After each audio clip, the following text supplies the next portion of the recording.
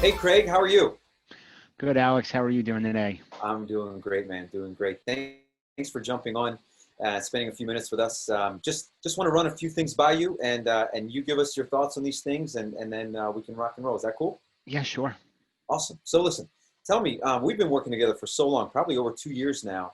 Can you share any success stories or the success story in general that you've had with this relationship with us?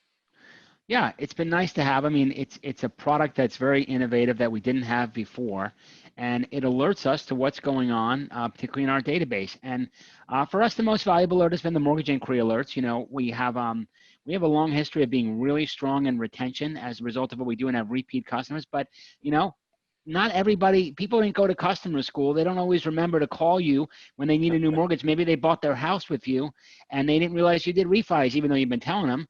Yeah. But what it does is it alerts us to an opportunity in the database, and then we act quickly. And sometimes we get it back, and sometimes we don't. But if we didn't know about it, zero of the time we would get it back. Yes, yes, that's fantastic. So for you guys, the biggest success story has been able to actually support your existing strategy, which is retention, retention, retention. Yeah, for us, retention of existing database for new refi or purchase has been the biggest success story with regard to using Sales Boomerang thus far. There are other proactive ways to use it, of course, as well, and we've looked at some of those and have tried that out. But for us, our main value prop is on the retention side. Fantastic, fantastic.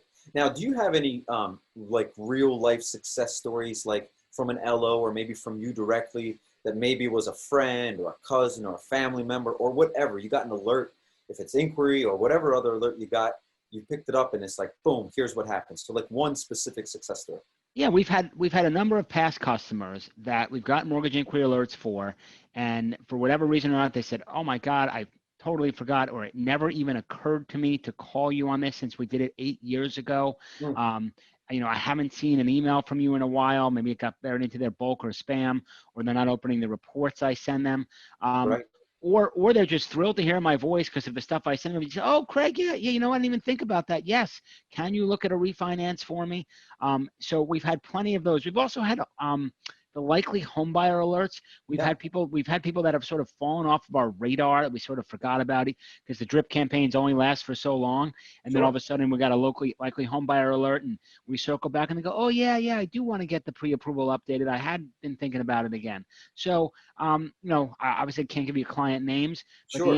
answer to your question is yes. We have specific instances in the mortgage inquiry alerts, in the likely homebuyer alerts, and also, as you know, we were particular with regard to our savings in the equity alerts, so Yes. we can catch declining. I'm sorry. Yeah, declining loan to values and look for opportunities there for non-PMI and things like that, PMI removal and so on. So across the spectrum of those three alerts, we found plenty of opportunity as well.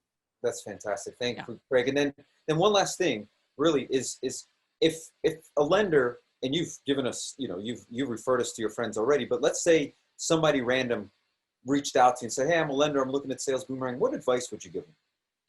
Um, I think it's going to work best for people that have a good reputation with your past customers. If Mm, you don't have a history of strong surveys and strong internal referrals from past customers, the success levels are probably not going to be as high because people may not want to deal with you again.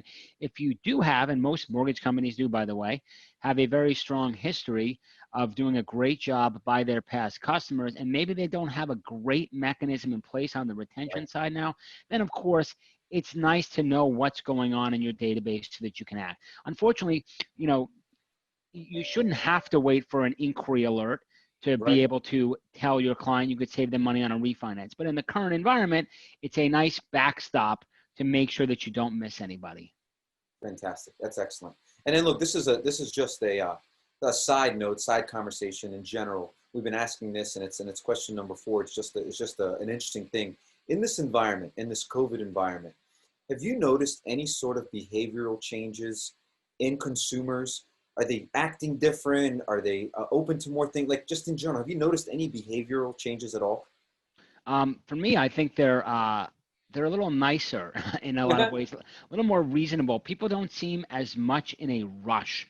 And I think in Ah, this environment where a lot of things have not gone people's way, the fact that they can save money on their mortgage is sort of a bright spot. So I have found that people are very happy to engage with me. It's exciting to them that rates are low. They want to make sure they get in touch with someone who can handle this for them. So this is something that they're enjoying doing. And even though the industry is experiencing massive amounts of volume right now, I am finding that people are being very patient and understanding as long as the proactive, the communication has been proactive. So I'm seeing a very little bit of interesting. a little bit of a softer client. Interesting. That's great. Listen, I appreciate that. That's just a side thing that we're just asking people since you're on the front lines and seeing if people's behavior are just a little different. But that's a really good piece of feedback. Yeah. Craig, that's it, man.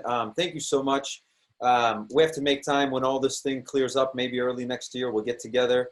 For I know you always have. Don't you always have like once a year party of some sort at your place? We had an open house when we moved, but we've got an amazing balcony in our office. And the You one do. thing we're hearing from our people constantly is that they really miss the after work hanging out on the balcony and just, debriefing from the day. So we can't wait to get back to that. And we very often have friends and visitors like yourself there, Alex. So we look Yeah. forward to that. So we'll definitely get into that. You thinking next year you'll open up? We're open now if you want to come to work, and our balcony is Got it. open if you want to work out there too. But most folks are continuing to choose to work remotely. And in this environment, it's a pretty efficient way to handle some It heavy is. volume.